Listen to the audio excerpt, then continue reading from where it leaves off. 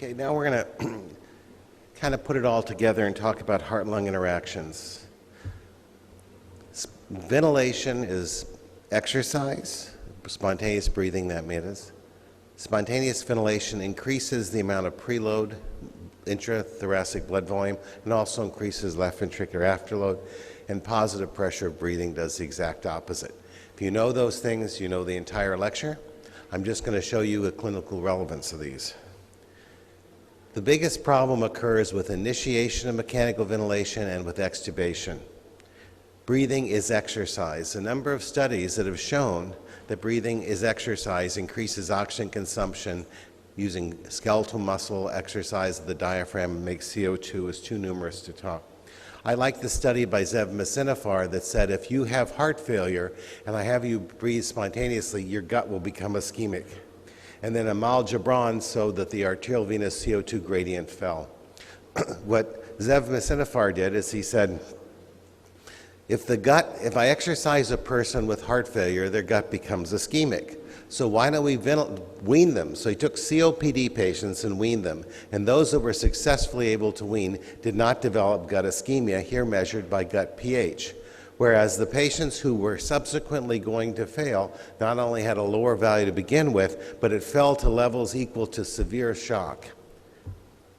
Amal Jabran then said, if this is the case, I should see the mixed venous oxygen saturation falling because the cardiac output will be inadequate to meet the needs. And that's exactly what she saw in patients who are weaning failures. Potentially the reason why all mechanical ventilation parameters used to predict who will wean or not from a ventilator are so terrible is that none of them take cardiovascular reserve into their determination. This is truly the big fish. If it is exercise, then it can be used as a cardiac stress test. And again, the number of studies that have shown that spontaneous breathing or extubation induces cardiovascular stress are too numerous to count. My favorite one is by Francois Lemaire. This is a copy of the original slide of his original presentation. And this is an example of one patient. And you can see the esophageal pressure here is around 4. The pulmonary occlusion pressure looks like it's around 18, 16, something like that. And then he places the patient on spontaneous breathing. The esophageal pressure at end expiration becomes more negative as the patient holds their lungs open. And there are massive negative swings in pleural pressure, down to minus 20 or 30. The pulmonary artery occlusion pressure rises to 40. And by 9 minutes, it's up to, I'm not sure why that does that. In 9 minutes, it's up to 50. And there's agonal respiration. And I asked Francois, what happened right here? And he said, I put the patient on the ventilator or they'd have died. Said in another way, it is not subtle. It's liberation from ventilation. So now that you accept that spontaneous breathing is exercise, now let's look at the causes of the mechanical interactions that have to do with changes in ventilation on the circulation and vice versa. But this is going to be the effects of ventilation, hemodynamic effects of ventilation. All forms of breathing change lung volume. They go up from functional residual capacity, and they change intrathoracic pressure. Both spontaneous and positive pressure breathing increase lung volume. But pleural pressure falls with spontaneous breathing and rises with positive pressure breathing. Thus, the hemodynamic effects that are different between spontaneous and positive pressure breathing are due to the changes in intrathoracic pressure and the energy necessary to create those changes. Under normal conditions, if we look at the lungs alone, if you have a spontaneous inspiration, you get vagal withdrawal and you get cardiac acceleration. And that's a nice way of showing that you've got normal autonomic tone. Also, as the lungs get bigger, they alter their vascular resistance. If you have hypoxia in the lungs, you get hypoxic pulmonary vasoconstriction, and that increases pulmonary vascular resistance. As the lung volumes get bigger, they're compressed, and autonomic tone is changed. So let's look first at the lung volume relative to where it is. The pulmonary vasculature can be thought of as being two types of vessels, the alveolar vessels and the extraalveolar vessels. The alveolar vessels sense those little capillaries. Their outside pressure is alveolar pressure. And all the other vessels in the lungs sense interstitial or pleural pressure as their outside pressure. And the difference between alveolar and pleural pressure is the transpulmonary pressure. It's the distending pressure of the lung. Thus, as your lungs get bigger, the transpulmonary pressure gets bigger. Okay. And so when we look at pulmonary vascular resistance versus lung volume, we see that at FRC, our resistance is the lowest it'll be, and that at low lung volumes and high lung volume, resistance rises. But the reason it rises is different depending on low or high lung volumes. Alveolar resistance is close to zero. They're just capillaries. But as the transpulmonary pressure gets bigger and bigger, as the lungs get bigger and bigger, if the transpulmonary pressure exceeds pulmonary artery pressure, the vessels are compressed and collapse, increasing pulmonary vascular resistance. The extraalveolar vessels at large lung volumes are held open, just like the airways are held open at large lung volumes. But as the lung collapses, as it gets smaller, by the process of hypoxic pulmonary vasoconstriction, pulmonary vascular resistance increases. So, decreases in lung volume below FRC cause hypoxic pulmonary vasoconstriction. All forms of acute respiratory failure are associated with low lung volumes. Increases in lung volume above FRC collapse the alveolar vessels. All forms of COPD, respiratory failure, are associated with increases in lung volume. Hyperinflation in COPD is profoundly common, and as Marini and Pepe showed in their nice paper, if you just take a patient and remove them from the ventilator, when they're hyperinflated, their esophageal pressure will fall, as you can see, and the cardiac output rises from 2.6 to 4.7 because of the fact that the hyperinflation increases vascular resistance. Well, if this is true, then PEEP should recruit lung units, but if I have too much, it should hurt them. So Canada et al. Looked at pulmonary vascular resistance of lungs in which they caused one lung to be injured and the other not in a dog. And they progressively increased giving PEEP. And at baseline, the sick lung had a very high vascular resistance, which fell when the PEEP was added, 5, 10, and 15. This is almost assuredly hypoxic pulmonary vasoconstriction being reversed. The normal lung had no problems, and as you added more lung volume, its resistance rose. But look, there's nothing special about acute lung injury. Once both lungs have been opened, more PEEP increases pulmonary vascular resistance on all lungs.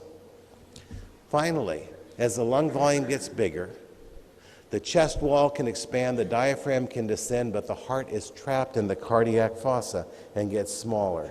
That was nicely shown in this study, in which a CT scan was done on the same patient on ZEEP and on PEEP of 10. Look at how much the left ventricle volumes get smaller. That's just from increasing intrathoracic pressure. So now let's look at the effects of intrathoracic pressure on left ventricular function. Remember, increases and decreases in intrathoracic pressure will affect the pressure gradient for venous return and left ventricular ejection from the heart, independent of the heart itself. And you've seen this normal ventricular function curve, and Shelley showed you the venous return curve in his lecture. You and I have an equilibrium point. So you can see that with spontaneous breathing, as pleural pressure falls, CVP goes down, filling the ventricle more, and right ventricular stroke volume goes up. The opposite occurs with positive pressure breathing. So the CVP goes down, but the stroke volume goes up. I don't know what just happened here. This machine is funny. Okay. All I did was press return. So we said that the CVP went down and the stroke volume went up. CVP went down, the stroke volume went up. That's called spontaneous breathing. And this is without a change in function, and this is the reason why, this is the reason why spontaneous breathing has a higher cardiac output than apnea. And this was shown by me a few years ago, in which we measured spontaneous breaths, and you can see that the right ventricular stroke volume went up a bit, but if you occluded the airway and had a really deep inspiration, you had a massive increase in right ventricular stroke volume.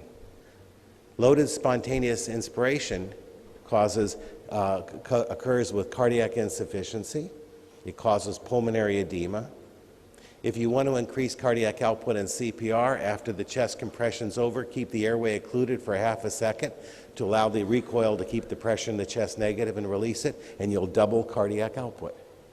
Negative expiratory pressure also improves cardiac output in pigs with shock. What about positive pressure breathing? Well, the heart's in the chest, and so when I increase intrathoracic pressure, remember, CVP went up and cardiac output went down. What we normally do is give them fluids. CVP goes up further, but our cardiac output's normal. This is why you fluid restrict a patient before extubation, because they're all going to have this increase in volume come back, as Francois Lemaire showed in his study. And in fact, Antoine Villard-Brun showed that what I showed in pigs was also, in dogs, was also true in humans. And furthermore, with Jamie Mosqueda, we showed that the greater the tidal volume that you had, the greater the amount of blood that leaves the chest, whether it be 5, 10, 15, or 25 ml tidal volumes. So now let's look at the other way. Increases in intrathoracic pressure, decreasing left ventricular afterload. And this is a really hard thing to explain, so I prefer to show you a picture of my children instead. This is Stephanie, Daniel, and Jill. They're swimming. Do you care how tall my kids are? Or how high their heads are above the water? It is the height of their heads above the water which is their transmural pressure.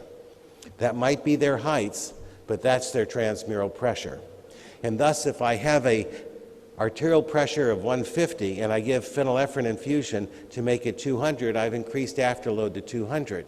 But I can keep the arterial pressure at 150 and have an occluded airway and breathe into minus 50, and I have to go from minus 50 to 0 to 150, and that's the same increase in afterload. Negative swings in intrathoracic pressure increase afterload, and as we showed in 1979, when you do that, the right ventricle in a healthy person massively dilates up.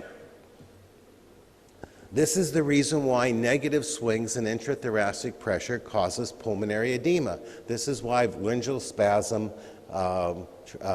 airway obstruction kills you. You have the increase in venous return and the impediment to left ventricular ejection. Well, if that's true, if I make the pressure positive, although I'm going to decrease venous return, I might do the same as nitroprusside, decrease afterload. And so we showed that in an animal model, if you increase, and with severe heart failure, if you increase intrathoracic pressure, intravascular volumes decrease because that's what they should do. It always goes down, but cardiac output actually goes up because you're decreasing afterload in heart failure. And we showed that in heart failure in humans. We could do it in a cardiac cycle specific way and could reverse mitral regurgitation. And this is the reason why PEEP has minimal effects, but if you're in heart failure, it will actually increase cardiac output. Well, I can't give you positive pressure because it's too hard, but I can take away negative pressure. A person with airway obstruction or bronchospasm, if you intubate them or give them CPAP, abolishing the negative swings in intrathoracic pressure will equal adding positive pressure without any hurt on venous return.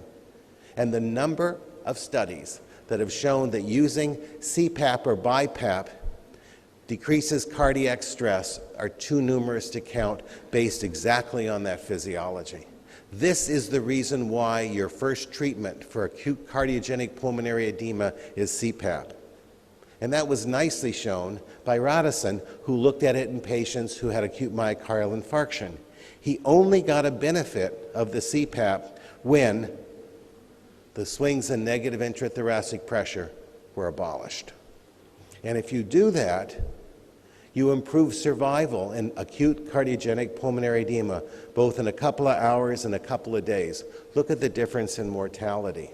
And it doesn't matter if it's BiPAP or CPAP. It's not the inspiratory pressure that's helping you. It's the eliminating the negative swings in intrathoracic pressure. Thus, to summarize, as the work of breathing increases or cardiovascular reserve decreases, spontaneous ventilation may impose excessive metabolic demand on the heart and circulation, inducing shock and making the patient unable to be weaned. Said in another way, never try to wean a hemodynamically unstable patient.